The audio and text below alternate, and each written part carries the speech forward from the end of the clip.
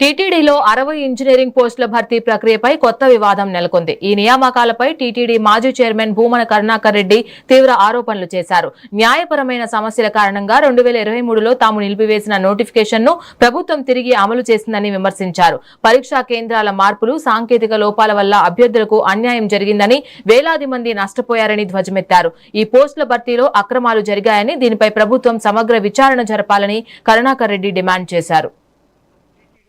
కొత్త వివాదం 60 ఇంజనీరింగ్ పోస్టులకు సంబంధించి వచ్చినటువంటి ఈ సమస్య నేను గతంలో చైర్మన్ గా ఉన్నప్పుడు మా నాయకుడు జగన్మోహన్ రెడ్డి గారు ముఖ్యమంత్రిగా ఉండగా ఆయన ఆదేశం ప్రకారం దాదాపు 27 ఏఈ, 10 ఏఈ, 19 ఏటీఓ, అలాగే విద్యుత్ విభాగంలో 4 ఏఈల పోస్టులు, మొత్తం 60 ఇంజనీరింగ్ పోస్టులకు సంబంధించి భర్తీ చేయాలా, చాలా సంవత్సరాలుగా ఇంజనీరింగ్ విభాగంలో ఖాళీలు ఉన్నాయి అన్నటువంటి ఆలోచనతో ఆయన ఇచ్చిన ఆదేశం ప్రకారము అవి భర్తీ చేయాలని మేము తలచి 23/11/2023 తారీఖున నోటిఫికేషన్ కూడా ఇవ్వటం జరిగింది.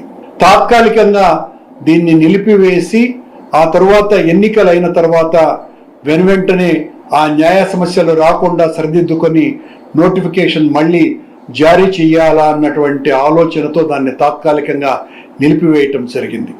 కానీ కూటమి వచ్చిన తరువాత 1.5 సంవత్సరాలకు బిఆర్ నాయుడు అధ్యక్షుడైన 1.5 సంవత్సరాలకు ఆ రోజున ఏ సమస్య లీగల్గా వస్తుంది అనుకొని మేము ఆలోచించి నిలిపివేశామో ఆ నోటిఫికేషన్, దాన్ని పూర్తిగా పక్కన పెట్టి అదే నోటిఫికేషన్ను తిరిగి మళ్ళీ ఈ రోజున బిఆర్ నాయుడు గారి నేతృత్వంలోని పాలక మండలి అధికారులు నోటిఫికేషన్ను జారీ చేశారు.